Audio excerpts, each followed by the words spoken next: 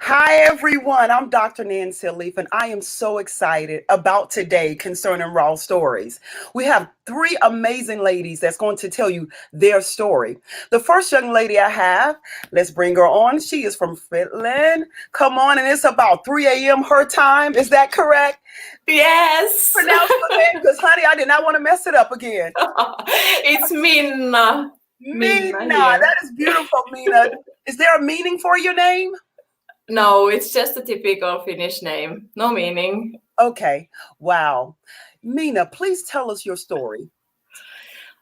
Well, first of all, thank you for having me. Oh, I'm so excited to be here, and I love to talk about money. So, I'm so happy to tell my story, and it's a lot about money actually.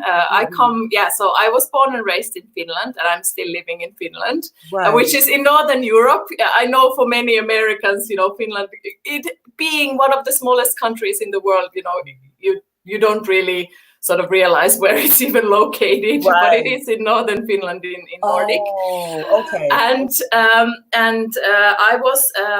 I was raised in quite poor surroundings, humble surroundings. So like I was raised by a single mother with a couple of siblings. We couldn't afford any luxuries like a car, for example, or anything like traveling abroad or anything like that. Our life was very simple. It was nice, but quite simple. Okay. And my youth was sort of characterized by, just a scarcity, to be honest. So, I would watch, my like other students in my school sort of, traveling abroad with their family. So, wearing nice, labels, which were like hot and happening back then when I was young or a teenager. And, I couldn't afford any of that. And it was really like, that really left me with like this, like yearning to, do things and enjoy things and have things. Right. And then when I graduated from university or business school, I actually started, I started an international career within marketing, a high flying career, and I moved abroad and I started making quite nice money. And then all of a sudden I was able to afford all of those things that I wasn't before. And I became quite a shopaholic, I have to say. So, I was like constantly living, sort of beyond my means, and I was constantly in debt. Like I was constantly struggling to pay my bills. And it was really, like I was enjoying life in a way, but it was, there was this constant sort of, scarcity still and lack of money that was sort of burdening me constantly. And that really boiled down actually to an incident back in 2011 when iPad was just launched. And of course, that was one of those fancy gadgets that I really just needed to have. And I didn't have enough money because, I was constantly out of money, but I could sort of scrape up enough money to pay for it when I emptied my bank account and I maxed out my credit card. And then I just went out and bought it. And the feeling afterwards when I realized that, I've spent like everything that I have and everything that I sort of could have, could borrow to that gadget. And when I realized that, it wasn't even that cool. And the feeling like when you bought something and then a day after you're like, well, I'm not sure if I even like this. And I really realized how vulnerable I was, that, because there was still a few days left for my next paycheck and I didn't have any money nor any credit. And, like I still had food in the fridge. So, I could stay alive. But I was like, what if something happens? What if my, I don't know, washing machine breaks or, what if I get sick or something, and like I really realized somehow that, this couldn't go on anymore. And it was actually quite a funny incident then, soon thereafter, I bumped into an investment or into a class on investing. Really? Yes. And then I was like, okay, like it was sort of totally new for me, even though, I graduated from business school. So, I studied finance and everything, but I was never interested in that. And I never really thought of investing as something that would really be a part of my life, because Okay, it was never. so you have a degree in business.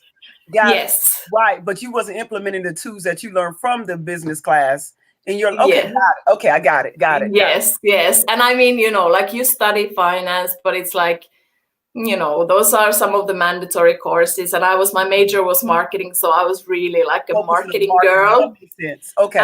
And yeah, I mean, I think it's also because, like I said, like I come from humble surroundings, so like investing was never a part of, my family's life, like we never discussed it, or like it was something that the rich people would do, so then, when I bumped into that investment class, and then, in the spur of the moment, I decided to attend. And then, I realized that, oh my gosh, it sort of opened up a totally new world for me. I realized that there is such a concept as financial independence, that you can actually, make your money work for you instead of you, working for your money. And once you, like, if you continue that, like, you can for sure achieve financial independence. And that thought was so amazingly exciting for me, because like freedom and independence, that's one of my key values. So it was like, it was like a game changer for me. And I also learned sort of the tools and the techniques of how to get wealthy, and I realized that it's actually quite simple. And I started implementing those, and well, my life changed. That's amazing. So what tools did you learn in that investment class compared to what you learned in college? Because, there's a lot of students now getting ready for college, and a lot of they want their major to be business because they think they're going to make a whole lot of money. And so I'm glad you said it. That's why I stressed that, which is amazing how you had a business degree, but your main focus was on marketing. But you ended up going to another class in order to learn the tools, in order to implement, in order for you to even invest and learn different ways or tools in order to build your money and work with your money. So what's the difference that you learned in that business class than what you gained in college? Well, because I mean, back in college, it's, like, I mean, it's all about business, and like, how do you build a business and how do you market it and everything. But it's, it's not about your personal finance, that's not a matter in, I mean, yes, like some courses would cover investing, but that's more like theoretical, at least, back in where I studied. But it's like, because like you don't learn these skills in school, like anywhere really. Like how do you manage your finances in an efficient way, and how do you build wealth for yourself?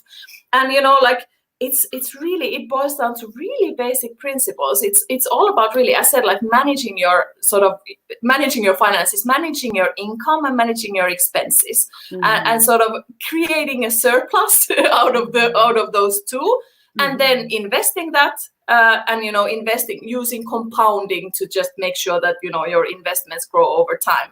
And then it's really as simple as that. But of course, there's a lot about psychology in there. Like one of my idols, Tony Robbins, he says that success is 80% psychology and 20% skill. And I mean, I've seen it so much. I've seen it in my life, and I see it in the lives of the people that I coach. And it really, it takes, like, what I think is really key is having a goal, that you really have something, sort of the why, behind everything that you do, that you have a goal that you really, really want to achieve. Like for me, that thought of financial independence, that really sort of, that is what's, lights my fire and, what gets me excited. And then, because once you have that, the rest is easy, because I mean, it's not so nice, especially in the beginning, if you're used to, being like an overspender like myself, or, used to just like, barely, sort of getting by. It's not easy in the beginning to, shift your routines and, shift your way of, managing your money, like in terms of like prioritizing your expenses and really focusing on increasing your income. It really takes a lot. But, once you have that, like when you have the why, like you have the motivation and you're willing to do whatever it takes. Got it. When you first started making money investing, or the different tools that you're going to tell us, at least 3 tools that you're going to, hopefully you can leave with us before you leave. How did it feel when you saw that increase come? Did it help your belief system? What did you feel when that money came in? Well, like I remember it was actually like 5 years after I sort of embarked on this wealth journey, or building wealth journey, when my stock portfolio first surpassed 100,000 euros. So like a 6-figure stock portfolio. And I actually stumbled upon the screenshot on my phone just the other day, because like I knew I had it in there somewhere, like, I had like 100,000 and like 7 euros or something like that. And a euro is a little bit more than $1, but right, it is, yes. more or less the same. But so it was like, the feeling that I got from that, it was like, wow, and I don't know, I just really even can't describe it. But what I think is the most, because I mean, like, and then, I since then I've acquired like multiple real estate properties, and I've made like multiple 5-figure investments in other investment classes. So I'm a really diversified investor. Right. But those are still, in a way, those are just tools. Of course, it's sort of cool. But what is really the greatest thing is the feeling that you get, like the feeling of security, that, like I know that, sort of whatever happens, whatever life throws at me, I'll be fine financially. Right. He was able to learn how to fight, how to get out of that poverty mentality in order to have more of how to multiply. So it's no longer bound. It's like another form of freedom. Yes. Wow. And it's like, what I love, besides the feeling of security, I also love the feeling of, freedom, or like, the choice. Right. That, that you just have more choices. Like if you're in a crappy job and, you don't want to be there anymore, then, you can choose. You can choose to quit. And I love that. Got it. Wow. What I'm going to do now is I'm going to let you have the mic, and hopefully you can give us at least 3 tools that anyone that's listening, they can implement in their lives to help them, be prosper in their finances. Yes. Well, I would say that, as said, like sort of the starting point is your goal. So what do you really want to achieve? Because I meet a lot of women who say that, I want to start investing, or I should start saving. But then I always ask why, like what are you after? What are you striving for? And I think it's so important to define that and be as specific as possible with that. So, like it's, because money is never sort of, the most important thing. Money is just a vehicle, just a tool for you to, get what you really want and live the kind of life that you really want. So I think it's so important just to be clear on what do you want. And then, as I always say, it's also good to define the price tag for that. So, what does that mean in terms of, net worth, or like an investment portfolio that you need to have, or in terms of the income that you want to have, your investments generate every month. So I think that's key, like really starting with the goals. And then it is always good to be very clear on what your current financial situation is like. So I talk about knowing your numbers, know your own numbers. And that means knowing your income. So how much do you make on a monthly basis? Knowing your expenses and, how those are divided into different classes. And knowing your assets, so what do you own, and knowing your liabilities, so what do you owe someone else, and having that starting point, and like just sort of listing everything out and being very clear on where you are at the moment. So do you make a surplus on your like when it comes to like when you deduct your expenses from your income, do you make a surplus, which would then allow you to start like saving and start investing? And then, of course, what do your assets and liabilities look like? Do you have a positive net worth, and how big is that? And, what kind of investment assets do you have? So, that's a key starting point. But then, depending on sort of where you are on the wealth journey, there's a lot of different areas then that you can work on, within those, income, expenses, assets, and debt. So I would say that, like if you're really starting with managing your money, then I would say that budgeting your spending, that is, one of the key things to make sure that you really get that surplus. If you already have a surplus, if you've already saved money, then it's really, starting to learn about investing. That is really key, and really making sure that your money works for you. Because I always say that, if you don't invest, it's like no matter how much money you make, it's sort of like a leaking bucket, or your finances are sort of like a leaking bucket that you just need to continue working and filling that bucket, and it sort of leaks at the bottom. And that that goes for even if you would save money, because inflation unfortunately eats away your savings. So it's really crucial that you invest and that you make your money work for you. Wow, thank you so much. Thank you so much. So basically what I'm learning from you, which I enjoy, I'm sitting here like, wow, this is good stuff. Basically, the idea of knowing how to use your money in a way that it multiplies, and you have to continue to do it consistently. It's like a nonstop type of process. So how many streams of income do you have to help you build your portfolio? Me? In general, yes.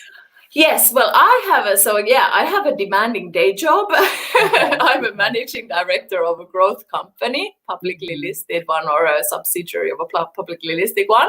And then I have this own business of mine, and I've actually I worked on a lot of different areas within my own business, but now I'm really focusing on wealth coaching, because, that is what my mission is, to, empower women, ambitious women, to, diversify their income and start to invest so that they can be financially secure and have more freedom. So that is my second stream. And then it's my investment. So, I get dividends from my stock portfolio, and also I get rental income from my real estate properties. So yeah, I have a few. Got it. That's awesome. With that, with someone to help them believe that it's possible for them, what would you say to a person that, what, that's her, this cannot happen to me because I've been, I had this amount of money for so long. How will you encourage someone to help them believe that it's possible for them? Yeah, you know what? It is possible if you just start believing that it's possible. And I know it's such a cliche, but it's really, it's because, I've seen it so much that, if you just realize that you can actually, for example, that, your income is not a fixed concept, that you can actually start increasing your income. Of course, it takes, resourcefulness and creativity, but, once you start working all of the different, areas or aspects of your finances, really thinking about increasing your income. Because what I find is that people so often then focus on, I don't make a lot of money necessarily, or even if I do, my expenses are high, so it's not possible for me. But it's really all about creativity. And in the modern day, there's so many opportunities to make money. I mean, seriously, online, it's and especially now in these times, online businesses are booming. So it's really all about finding a niche and finding ways to make money. But I think, I think that would be one thing really, of course, you do need to be mindful about your expenses. And if your expenses are too high compared to your income, you do need to make tough choices, right? Potentially, and usually, our living expenses, or our accommodation, or our housing, that is usually the biggest sort of expense that we have. So then you might need to make tough choices. But of course, if you have low income, then it's it might be tough to squeeze the expenses down. But then it's really all about okay, how can you get more income? Right. That's good. And I remember you said earlier that it took about 5 years for you to build your portfolio. So so how will you encourage someone with that? 'Cause the idea of it may not happen in the first year, it may not happen in the second year. It took 5 years. What helped you keep going? Good question. I would say that it was my goal. Okay. And I mean, I did start seeing progress, because my first step was really that, I wasn't like struggling to pay my bills, and I wasn't, constantly in debt. So I was, first I was able to pay off my credit cards, and that felt so good. And, then I started sort of building an emergency fund. So, once that was done, I had sort of a buffer, and then I started investing, or I was doing everything a little bit like sort of side by side or in parallel. But it's like what I often say to the women I coach is that, you're sort of like, once you embark on this journey, you're sort of at a crossroads. Right. And then when you take a new path, you choose a new path, it might be that you don't see, like immediate, amazing, massive, 6-figure, results. But it's really like, that really accumulates or compounds over time. So it's like in the beginning, the paths might be really close to each other, but as you move, like in a year, in 5 years time, in 10 years time, 20 years time, you will be in a massively different situation. So I think it's really, like keeping your eye on the prize and, like keeping your eyes on the goal. I think that is really important. And, also like what has been a key motivator for me is like constant learning and constant studying on the subject. So I attend seminars around this and, like everything, like many times a year. I've spent like hundreds of hours studying this and, like dozens of thousands of euros or dollars. And it's like, when you do that, you're constantly reminded about, the amazing opportunities or the possibilities or, like the outcomes that you can have. And when you also surround yourself with people who are sort of ahead of you on this, like, I think, that's where like you start getting ideas and you get the encouragement and you see like, hey, if that person has done it, well, for sure I can. And, I'm no more special than anyone. And I said, like, I could have, like, it's like mind-boggling for me that, like I used to be, because I was like a massive overspender, chronic overspender. And, like investing, I was not interested in it at all. And, like it was so out of my, sphere of things. And now I teach others and I inspire others and I help others to make the same kind of shift as I have. So it's like, if I can do it, you can do it as well. Yes. Okay. So first you identify your why. And then after you identify your why, you went to a training, an investment training. That was the second step you did. I'm just giving practical steps because I want people to hear. You consistently building your faith or your hope by attending courses. Did you have a financial coach to help you during the process? I've had a personal coach, yes. Okay. And so that leads to the next question. How do you help women? Because I know you say you help many women build, build their income or help them, with different streams of income.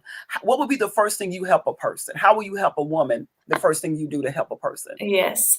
Well, typically it really starts with, I said, like knowing the numbers or like understanding the current situation. And I usually like to think of it as a sort of a SWOT analysis, like that you analyze the strengths and the weaknesses and the opportunities and the threats in the current financial situation, really looking at income, expenses and assets and liabilities. And then you start, we usually define the goals and like I find that, like most people are not very clear on what they actually, like strive for, what their goals are. And especially they're not clear on, as I say, what the price tag is on those. Like, how much money do you really need? Like if you say that you want to be financially independent or you want to cut down on your working time or you want to buy a dream house or whatever you want, many people don't have an idea of how much is that really? What does that mean in terms of money? And then we start counting backwards from there. Like, okay, so what does it take for you to get there? Like, how much would you need to invest every month? And what kind of a return on investment would you need to have in order for you to build that kind of a portfolio that would, sort of enable you to reach your goal. And then we start making a plan on how do you get there. That's good. Got it. So, okay, that's awesome to hear. And so I guess my last question for you, how will you encourage someone today, if they, they heard your story, they're excited and they're ready to take steps in order to multiply their income, how will you encourage them on today? Ah, you know what? Just get started, start learning.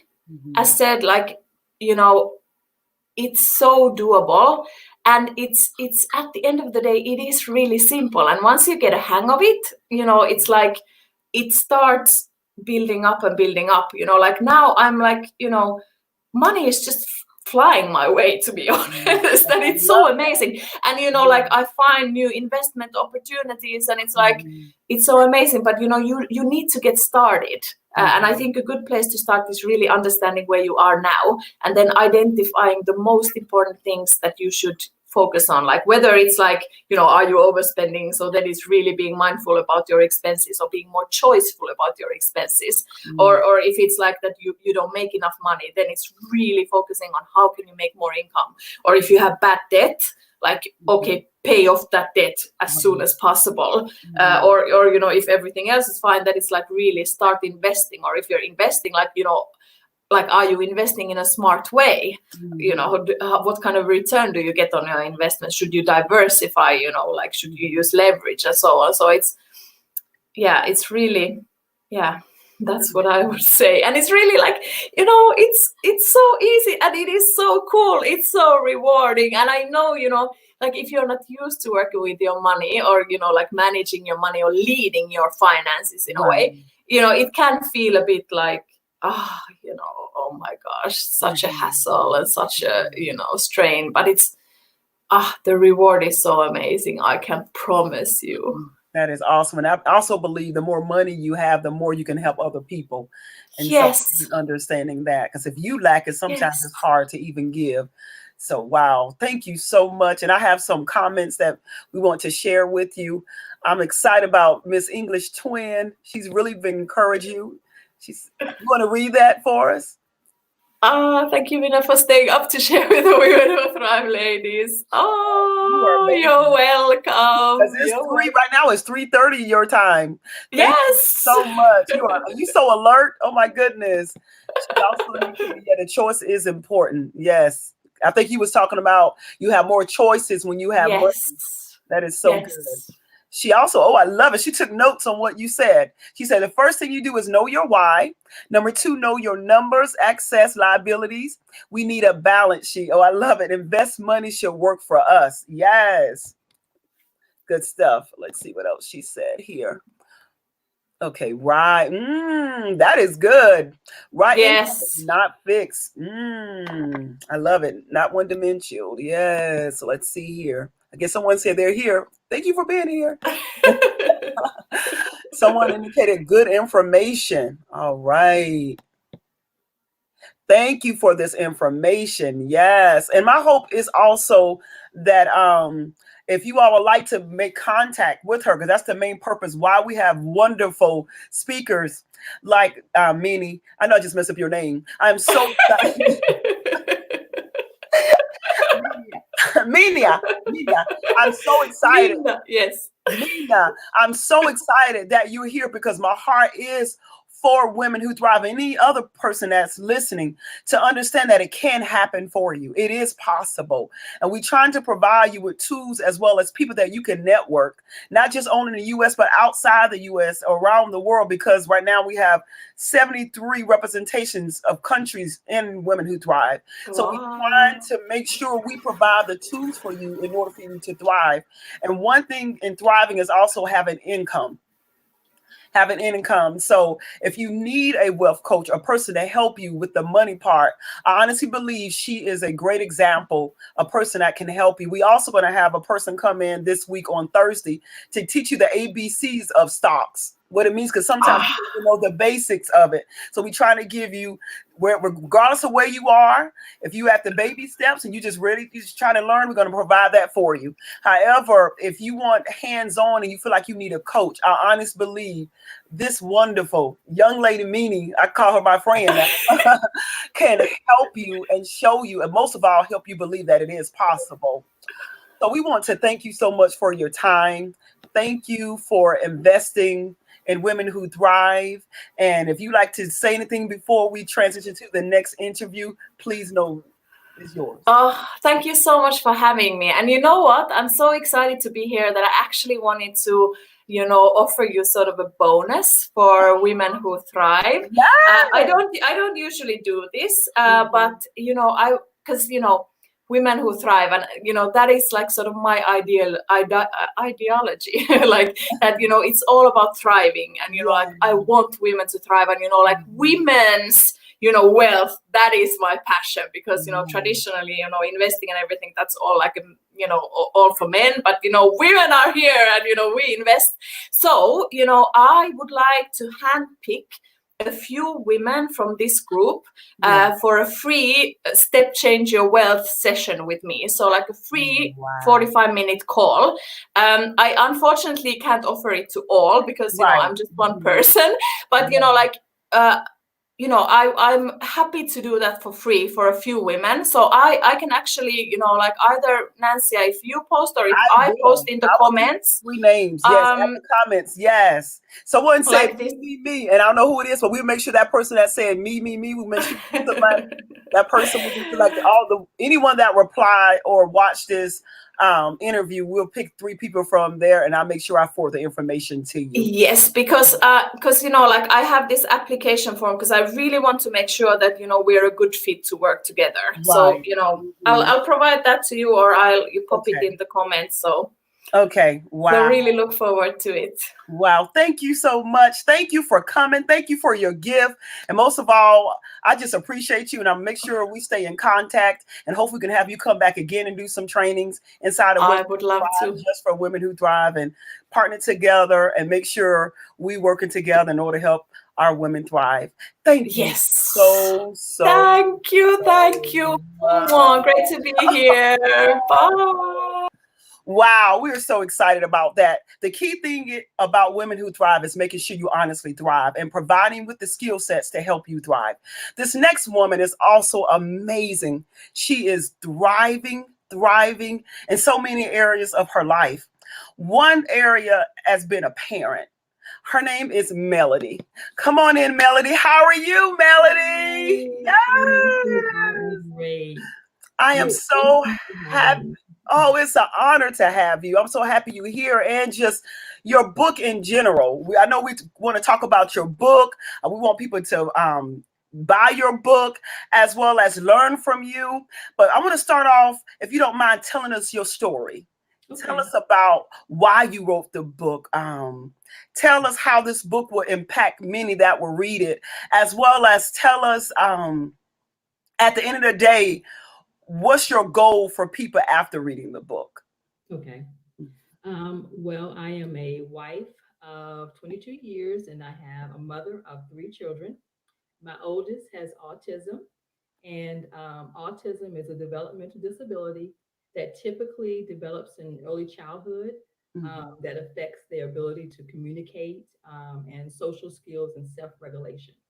mhm, So, and I'm also an educator, and worked in both the private and public sector. And for the mhm. last 4 years, I've been a learning coach for my oldest. So I'm going to go a little bit and kind of go back. Okay. So, this journey of being an author started about 9 years ago. Wow.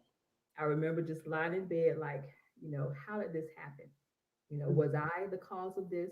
Mhm, What happened? So I would always write in my journal. So I just began to write, my thoughts, the innermost, being just very transparent, the mhm, challenges, the ups and downs, and things like that. And so, um, the title, when the script change came to me, and mhm, it's pretty much saying that you have a perceived idea of how you want life to unfold, maybe your mate, your children, your career, but when things change, how do you handle that? mhm, So you're looking at your perceived image, and then you're looking at reality.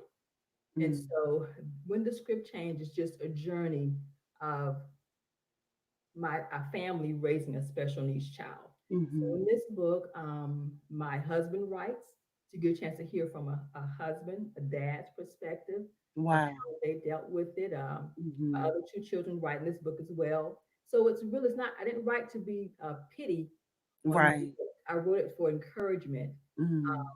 and to remind us that we can't live our life apart from God. You know, Wow, that's He good. has a purpose for all of us. And you're just talking about thrive and how we want all of our children to succeed and thrive. And so Mhm. this book is just to offer encouragement that it does get better. Sometimes it's rough in the middle, I mean, the beginning, because communication may not be there. You might not understand, what your child needs or wants, but things do get better, Mm. and just having the right perspective and seeing your child through the eyes of God, and Mm. asking Him, God, show me, what is this child? What are their strengths? What are their interests? And so this is Mhm. really important. It could be for not just someone with special needs, but for any parent who has a child. Just um, good insight, good tips that I've learned. Um, Mhm. and I'm just very transparent about the lessons that I learned in this journey. Wow. Can you tell us a few of the lessons that you did learn in the journey? Okay. One of the lessons, and it relates to our son. He is a very affectionate individual. He is quick to forgive. And, one thing he's taught us as a family, how sometimes when you have difficult situations or very challenging, you might want to hold on to that. Like that was a Mhm. rough day, but he taught us to just forget it. It Mm. happened, move on. He doesn't remember anymore. And as he got older, he would say, "Mom, I'm sorry. I'm sorry." And but it's like you start every day. Today is a new day. What happened Mhm. yesterday is gone. Mhm. So he's taught us so many lessons. He's taught us, how to laugh more, and how not to sweat the small things in life. Mhm. He's just taught us so many lessons. And one thing that my husband said, it was so true. He said that he has blessed our lives more than what we could ever, give to him. Mm. He's amazing. He is amazing. Wow. That's awesome. And I know you said you have two other kids. And what's their ages? Because I think your oldest son has autism, so I guess they're the youngest. And what's their ages? What's the age difference? Well, my daughter is 19, so my oldest is 20, my Okay. middle is 19, and my youngest is 17. Okay. And they are very close. They have, and it's helped teach Mhm. him. So even though he had special needs, he kind of knew that, okay, I'm the oldest. I'm supposed to kind of protect them and take care of them in his own way, which is really funny. But Mhm. they have such a very good relationship. They're very close. And it has helped him in his development and his communication. He values friendships, Mhm. relationships. I cannot express to you how, and that's something that has taught us, so we try to create those moments as much as possible Mhm. for him to socialize, for him to interact with family members and friends. That is awesome. I love that. I know parents, by my child, he doesn't have diagnosis of autism, but he's like a learning delay. And in some of his classes, he ended up having classes with students that may have autism when he was in the public school. And when I talk with different parents, as well as being a therapist and working with families, um, I notice most of the time parents, if their first child had the diagnosis of autism, they're afraid to have more kids. Did you have that fear, or how did you push through that? Or if you did have that?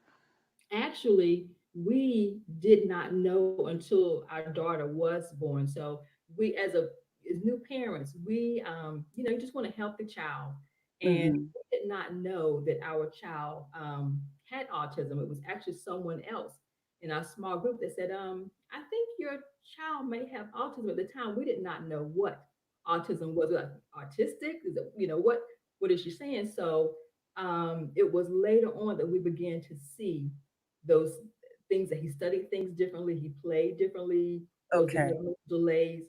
But that started our journey after seeing a pediatrician. She referred him Okay. to, right. So he wasn't meeting those marks as far as Milestones. those milestones, right. Right. What behaviors did you identify? Like, as a therapist, I can't give different symptoms, but however, it'd be great for you to talk about different symptoms. What if we have a new parent here and they have a baby, and because this their first child, they don't know the different symptoms because your first child, Right. that's the norm for you. What different symptoms will a child have if they do have a diagnosis of autism? One could be lack of speech, Okay. eye contact, Mm-hmm. Another one, maybe flapping of hands or Okay. moving or swaying. Mm-hmm. Um, there's this. It's a spectrum, so there are Right, endless different spectrum. possibilities. Mm-hmm. Right, there's endless Mm-hmm. possibilities of where individual may fall. But those are some of the top three: is a lack of eye contact Mm-hmm. and speech and social Got skills. it. Maybe playing with the group, but playing off by themselves. Okay. So I call that kind of like sharing space. Sharing space. You're there, Got it. you're not interacting with everyone else. You're just sharing Got space. it. You're all to yourself. Oh wow. And with your two kids, I know they help out a lot because I know your family. How has that helped them with being independent? You know what I'm saying? The idea, because I know with my son, my daughters are very overprotective. How is that? How's dynamic with your kids concerning that? Well, they grew up knowing you look out for your brother. You Right. know, don't let Mm-hmm. anybody. They were not gonna let anybody, mistreat him. But Mm-hmm. my youngest is funny because he wants um his brother to be able to do things on his own. So if he feels he can do it, he is not going to assist him. He has to Okay. step in and say, okay, this, takes time. So with Mm-hmm. him, you have to be patient. And that's one thing he's Got going it. to teach us to be Mm-hmm. patient. Mm-hmm. Um, and then my daughter, they both push him along, but they are adamant. They know he can do it. They're going to step back and let Mm-hmm. him, do it. Got it. Got it. Wow. And I know most people that have a child that has a diagnosis with autism, they preparing to have that child stay with them, even into adulthood. Mhm. How has that have y'all had that conversation? Um, you and your spouse? Yes. So going back, so we have guardianship, because when they turn 18, they're considered an adult. So it's very Right. important to make sure that you have guardianship so that you're That's good. in their meetings, their individual education plan meetings, just Hmm. anything doctors, because by law, they can Hmm. talk to your child, and your child may not be able to communicate or just say yes, and you won't be able to step in. So it's very Right. important, first of all, to get guardianship. And then next, we know that our child will probably be with us, up until adulthood. He may Right. be sometimes with his sister or brother, but we know we're Mm. prepared.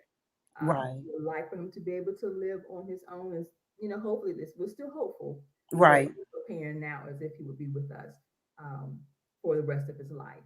So Hmm. other ways that you can prepare for him is prepare for them having a special needs trust to make sure Hmm. they have the finances there, that it doesn't interfere with any other money that they may receive. Is one way to make sure that they are uh, financially Hmm. set. Wow, that's good. I'm about to bring in another include with your interview.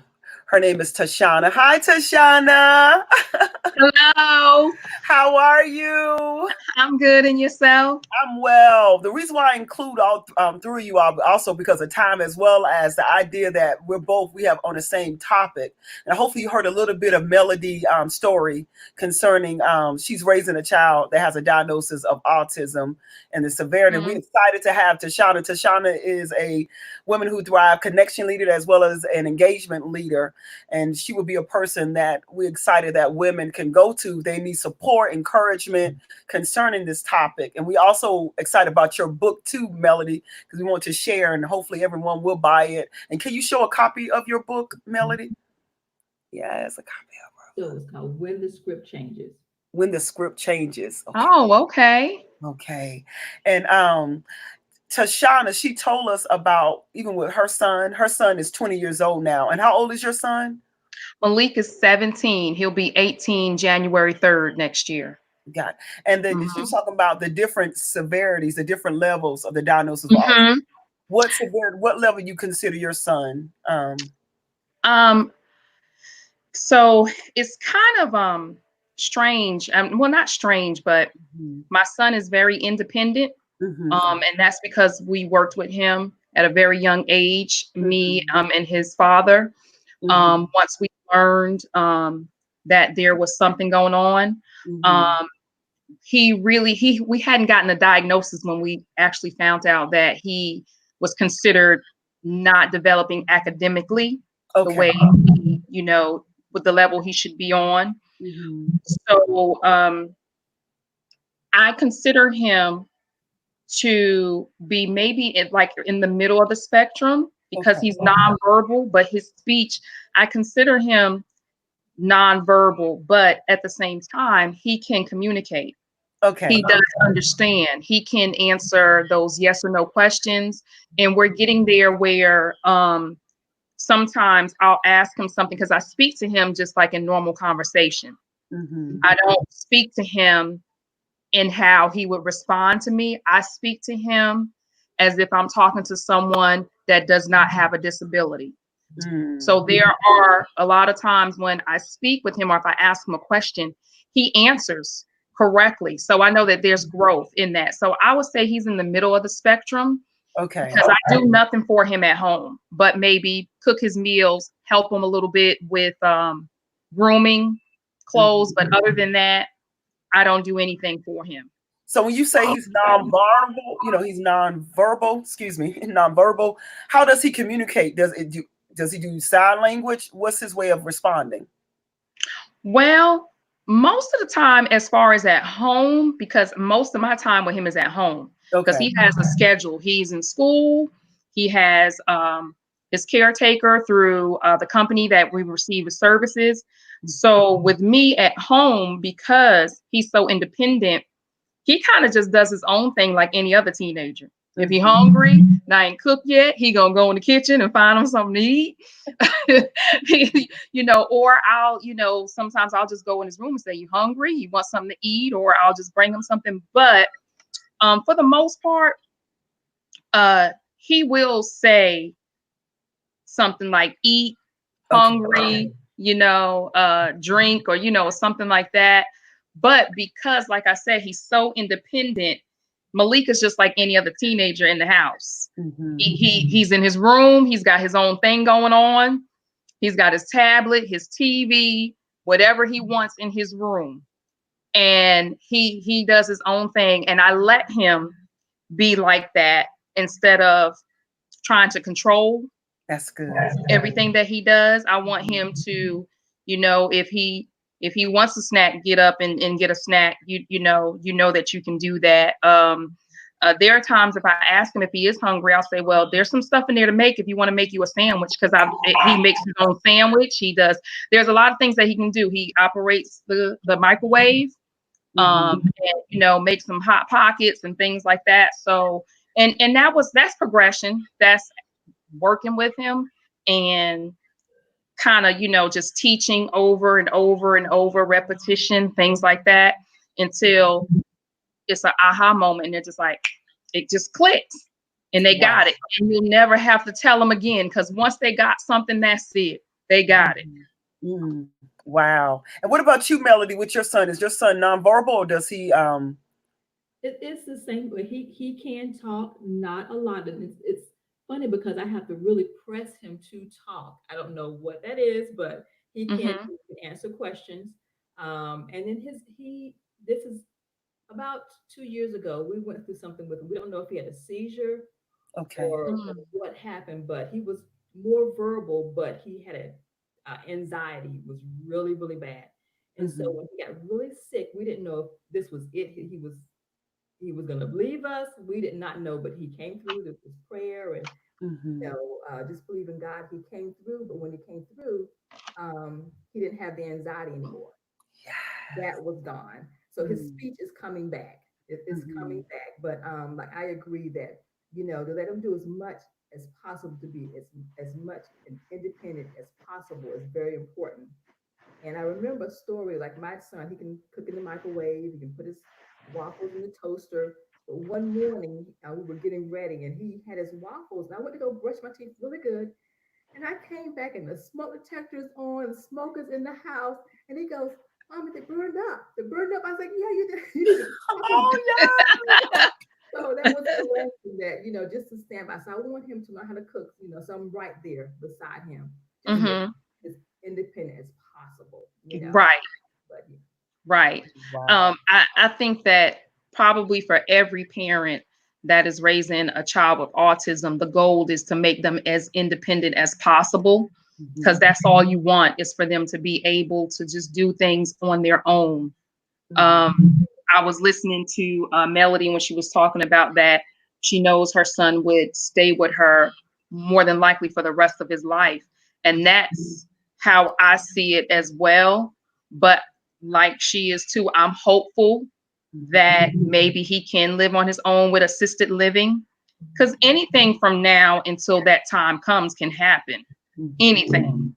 So I'm preparing that he can do that and maybe live with roommates, where there's someone that is considered autistic, but they're so advanced that they're considered the leader in the home. And they kind of just they make sure that they do what they need to do and things like that. But if that isn't the case, I am preparing myself that he would be with me, for the rest of his life. Mhm. Wow. And how do you balance it? I don't know. So for some reason, it's an echo. That's crazy. Okay, how do you balance it, Tashana? Because I know you a single mom. You work, and you're. Mhm. I know, Melody, you have your husband, and you have like two other kids with support. How do you balance it? So it wasn't it's a lot better now, but when he was smaller, when I didn't have a lot of resources, it was really hard because there isn't a lot of support that is given through the insurance that he had, which was Medicaid.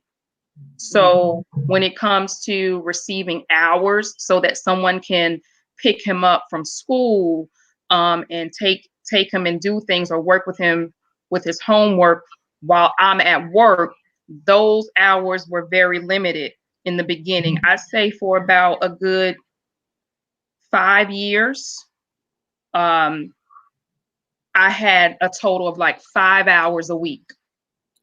And yeah, I had 5 hours a week where I was using those 5 hours a week where the person that was picking him up was doing 2.5 hours a day.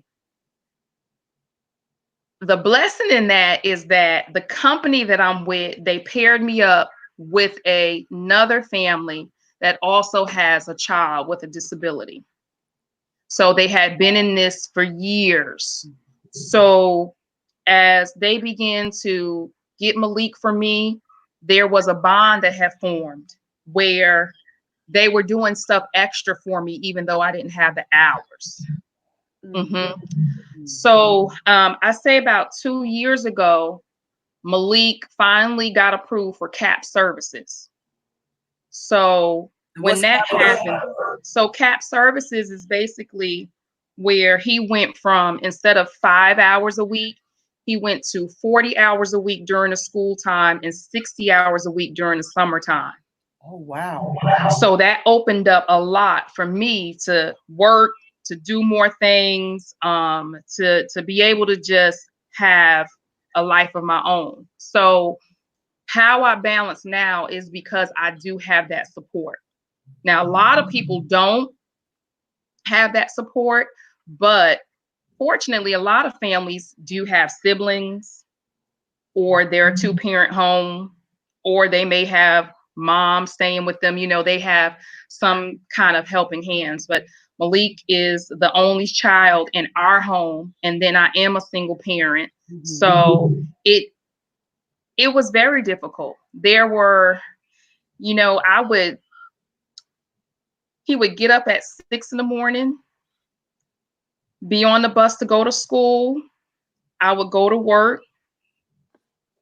I would take a lunch right at the time where I could pick him up from the first daycare. I would drop him off at the overnight daycare, go back to work, finish my shift, and then pick him up. And we wouldn't get home sometimes until about midnight. And then I would have to wake him back up about 6:30 in the morning again. I did that for about a year or two with him until finally I got the hours. And then I just decided that no matter the job that comes along, I can't work my son around the job has to work around my son. And so once I made that decision, I just said, that's just what it has to be. And so far, because I made that decision, those type of jobs that I have looked for are better anyway. Better pay, better hours, everything, because most of the jobs that didn't work around his schedule didn't pay me much, worked me long hours, all of that. So once I made that just kind of mindset change, that's when a lot of things changed for me, where I was able to handle it because I was making sure that I worked around him and he didn't work around me. Wow, that's good. And with that being said, I love it.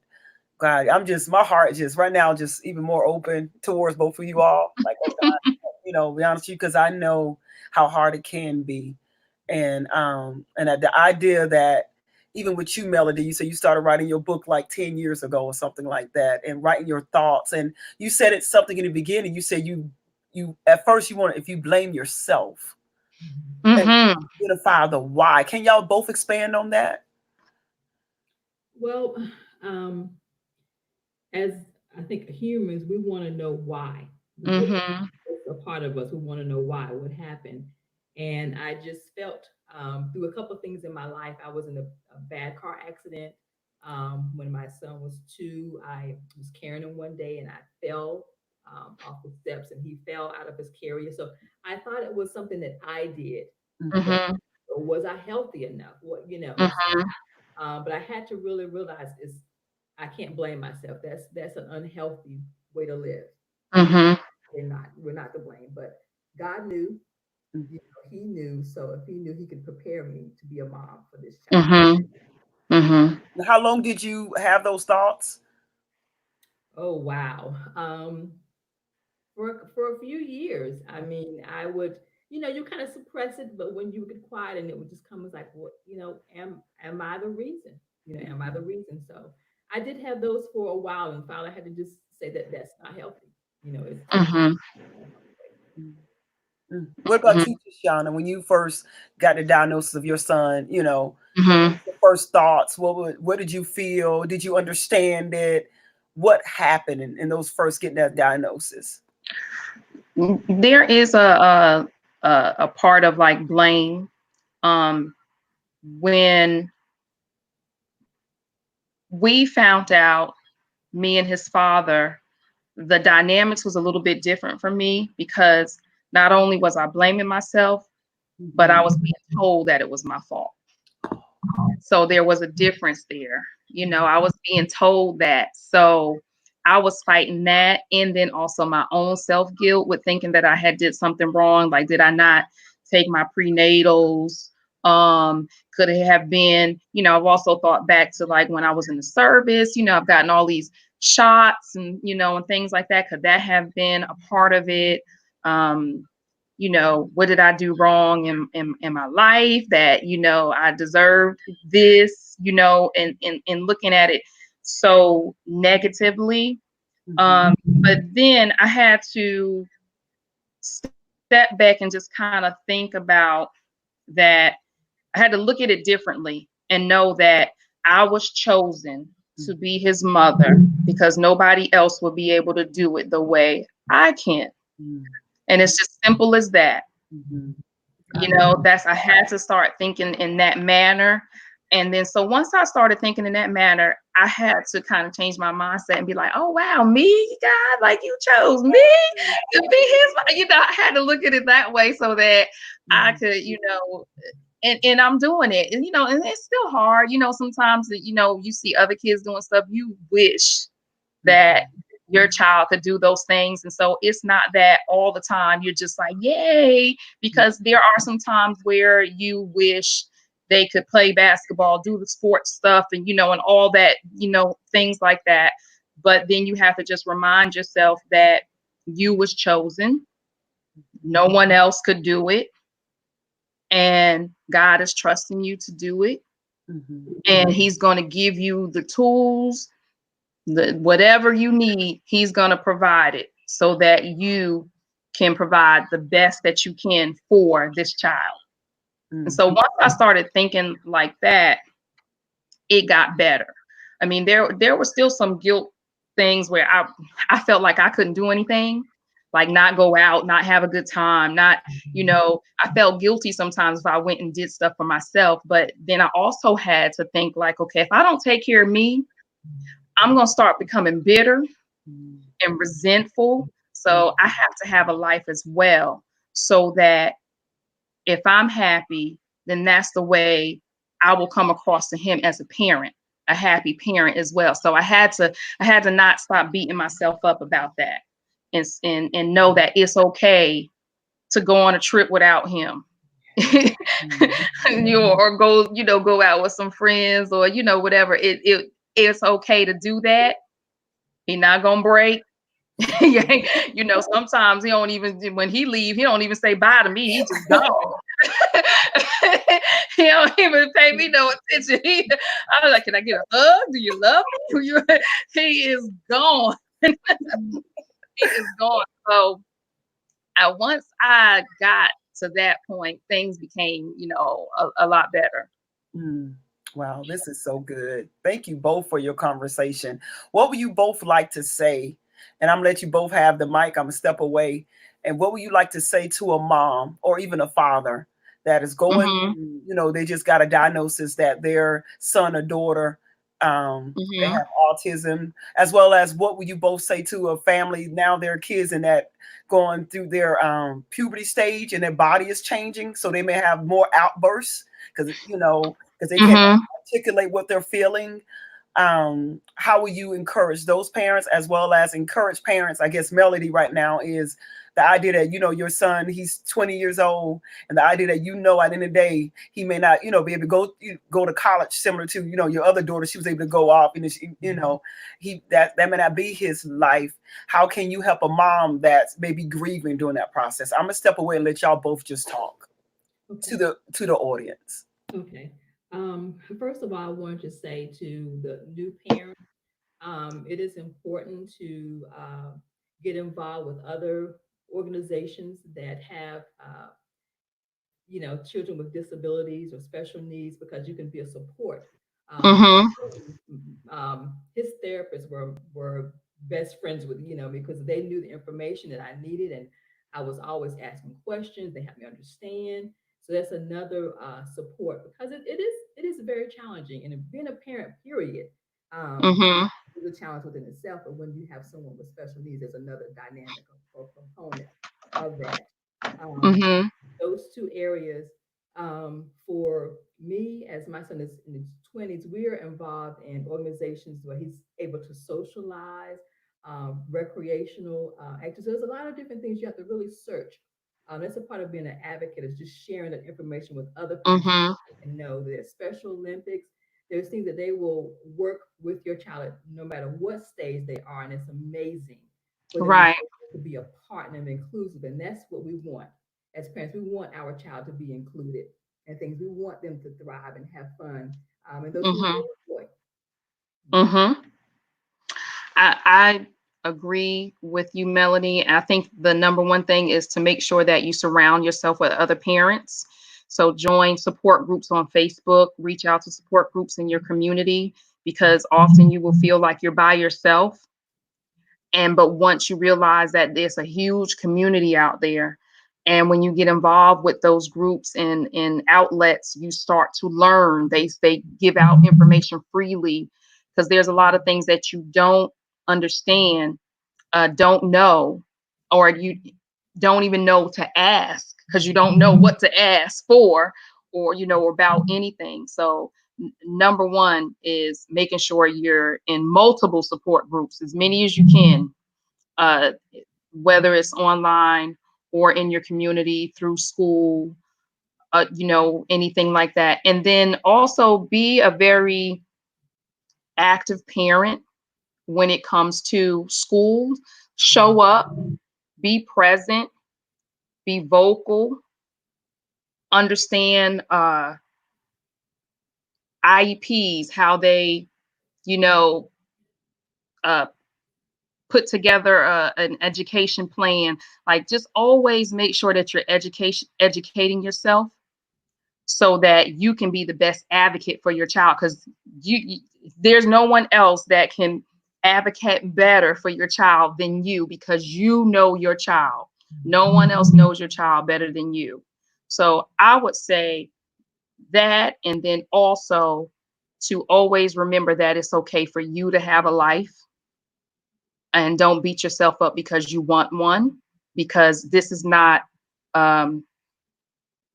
what you say, a death sentence. You know, you can't take it like that. It's not a death sentence where you don't have a life to live. You should definitely make sure that you have your own outlet, that you still have friends and you have things that you do, and that your life is not totally always consumed, because you'll get burnt out. And then there's that bitterness and resentment will come up, and you'll feel like you don't have anything but to just be a parent to a child that has autism, and it's so much more than that. So that would be my advice. Wow, thank you, three. Thank you so much. Like, oh my gosh, I'm excited. Like, wow. And Melody, I have your book on here, which gave me time. Please tell us about your books. They can see it and how they can get it. Yes, That's it is really nice. available on Amazon, and yes, that's where it is. Amazon. Yes, you can get it off Amazon. The title of the book is When the Script Changes. You could get the Kindle version for $4.99, or you can get the paperback for $10.95. And Melody Jones is the author. Hopefully, Okay. yes. So we're going to bring closure to our conversation. I want to thank both of you ladies so much for telling us your experience by having beautiful men of God that God has blessed you to be parents of. And I love what you said. I love what you said, Tashana. God bless you to be that parent, and you the only one that could give that child what that child needed. You was destined to be his mom, as well as you, Melody. And we do have some comments that we would like to share, if you don't mind, if y'all still have time. Okay, awesome.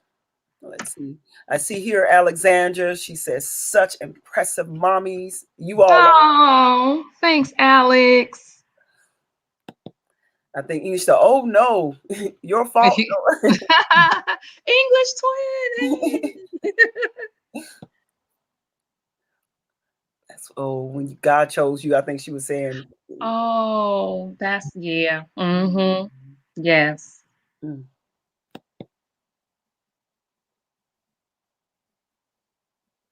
Mm.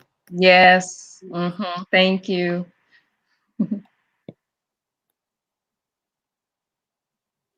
That's a good question. Do y'all want to one of you all can read the question if you don't mind? That's a great question. Can you read it out loud? Did any of the moms think that the children were victims of childhood vaccine injuries? So this is a very tough question, because there has been a lot of talk about one particular vaccine, the MMR shot.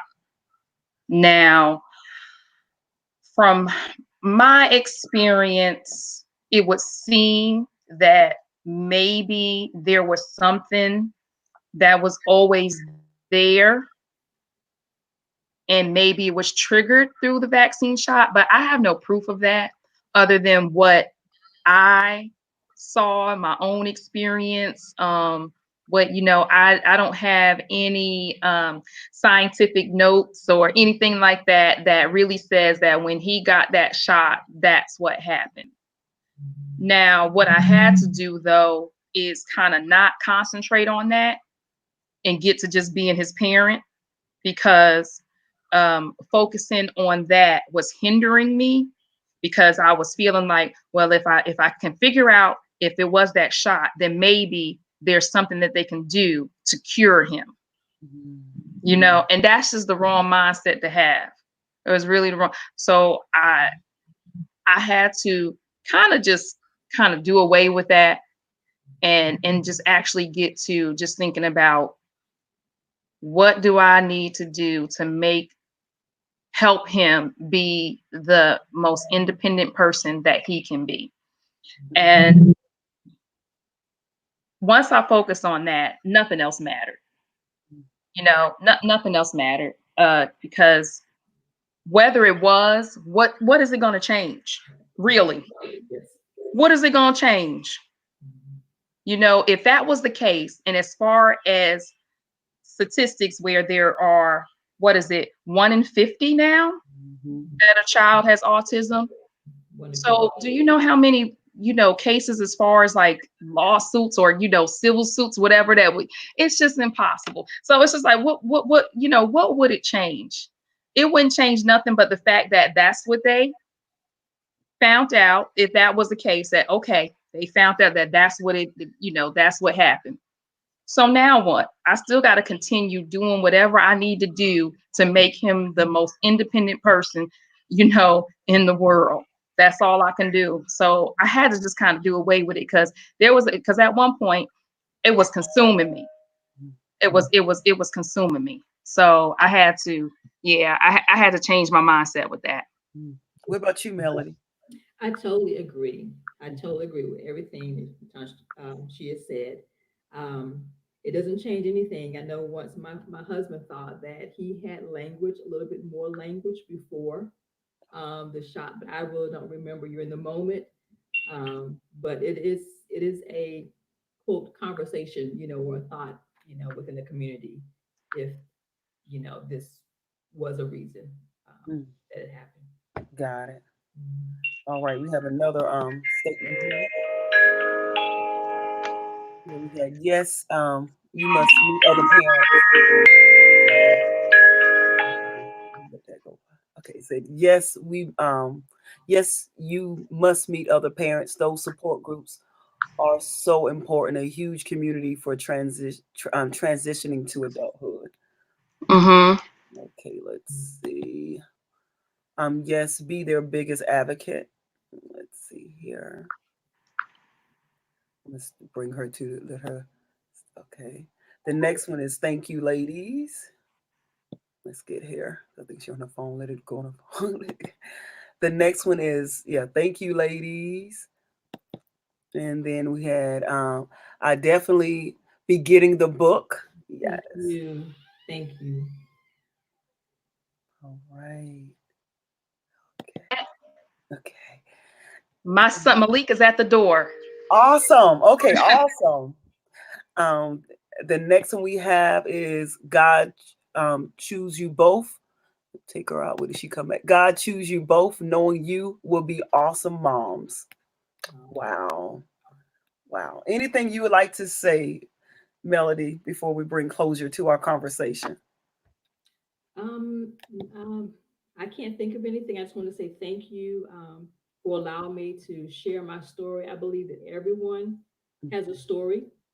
This is just my story as a means to encourage others that you're not. Sometimes you can think you're alone, but you're not alone. It's important, like they were saying, to get involved with other support groups so that you can share ideas, you can encourage one another, and share your stories, share your resources. So, but yeah, you're not alone, and it does get better. Things get better. Wow. Thank you so much, Melody. We appreciate you. I'm excited about your book. Wow, we're going to make sure we post it inside of Women Who Thrive, the link, so they can go straight to it and buy it.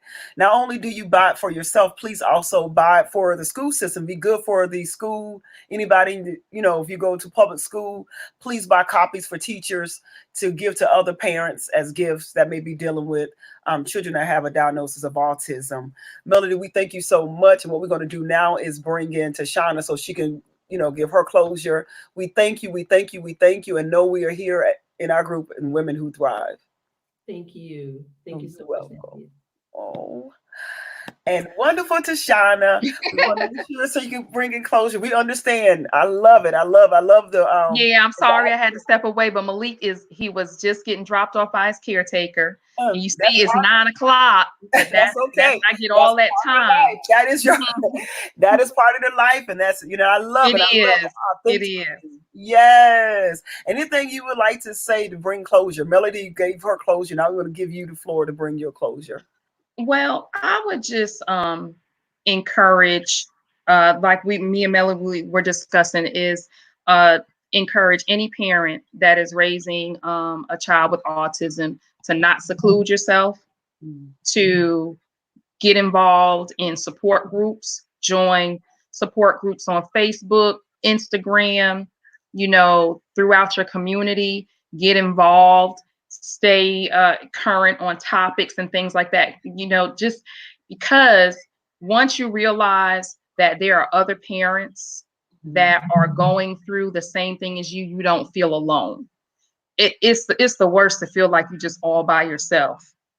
That's when and then that's just when you start to just succumb to all the lies that the enemy is trying to tell you, about this child that you're raising. So I would just say make sure that you surround yourself with all the support that you can, because that is also a way that you get answers to your questions. It's unbelievable the resources that you get through just a parent saying, "Hey, I went here and did this and da da da da da," and they're giving it out there freely in these support groups.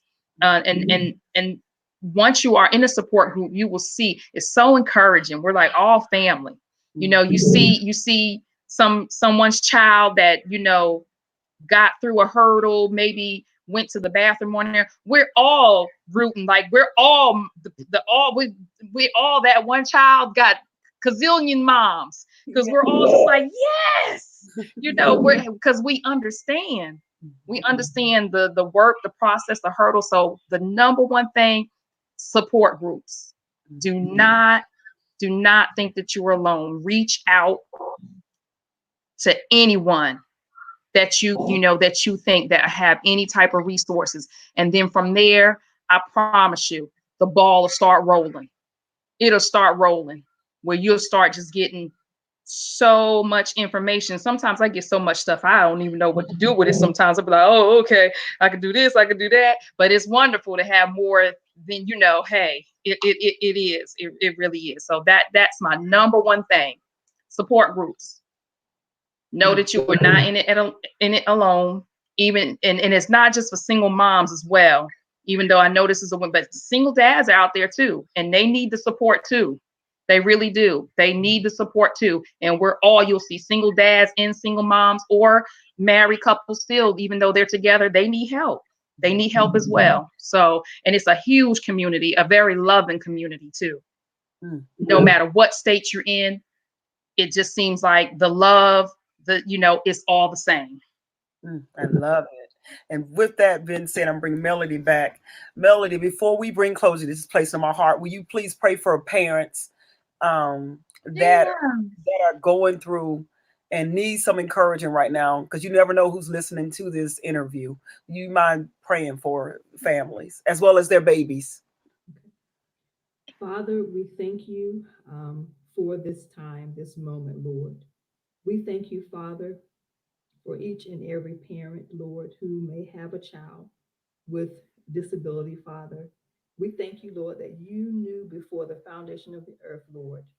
You knew that they would be parents, Father, of this child, Lord. So we're asking, Father, that you would give them insight, that you would encourage them, that you would strengthen them, Lord, and that you would provide the resources they need, Father, to raise this child, Lord, the way that you would have them, Father. We thank you, Father, for leading and guiding them, Lord. We even pray that you would give them prayers to pray for their child, Father. We are not alone, Lord, but we thank you that there's a community of individuals who are fighting for those with special needs, Father. And we thank you for the resources, Lord, that you have provided. So we pray that you would lead them to the right resources that they need, that their student, their child could thrive, Father. Thank you for surrounding them with a strong support system, Lord, and let them know that they're not alone. That, Father, you are there. Most importantly, Lord, your presence is there to help them be the parent that you've called and destined them to be. And we thank you in Jesus' name. Amen. Amen. Amen. Amen. Wow. Thank you, ladies. Thank you. Thank you so much for Thank you, Nancy. oh, it's an Thank you so honor. much, Nancy. Thank you. And I'm gonna show you a book one more time. So just in case you all didn't see it, go out and please get a copy of this amazing book and learn the story. Even if you don't have children with autism, learn what families are going through so you can also relate Yes. and you can ask questions that are relevant and not off the wall. That also the more you Yes. educate your I'm so glad you said that, Nancy. I'm so glad because it is so important for those that do not have any connection with autism to educate themselves. mm, Because once they educate themselves, then they can understand um, what that parent is going through and just have a little bit more empathy and mhm. understanding and patience, especially out in the public, because there are a lot of people that don't understand. But I can't stress enough for anyone to educate themselves. And if I could just put this one more thing out there, I Mhm. encourage any young person right now that is in school and has a love for special needs. I encourage them to get into that field. It is such a wide and diverse field, and there are multiple things that they can do, and we honestly really do need the help in that community. Wow. That's good. That's good. I didn't even think about that. That is awesome. That's Or awesome. and not just any young person, but anyone that's just, hey, I feel like I need to be in that field. Well, come on, we Yeah. need you. Love it. Oh, I love it. Wow, I love it. And that's why I'm so excited that you all would know, and even with Melody, if Melody is willing, any parent at Women Who Thrive that needs support, want encouragement, need prayer, need someone to talk to that's going through this, we would love to let you know that you have Melody Jones as well as Tashana. And Yes. just know that we're there to support you because that's about you thriving because we want you to thrive in all Right. areas of your life. And being a parent is one of those Mhm. things. Absolutely. I am so thankful about this raw story. And I'm thankful for all of you for coming tonight and staying with us. We went a little over, about 23 minutes over, but it was worth it. We thank you all so much for watching Raw Stories. We're excited about our next lineup or next week. Get ready to learn, get ready to grow, and most of all, don't just survive, but we desire for you to thrive. I'm Dr. Nancia Leath with Raw Stories.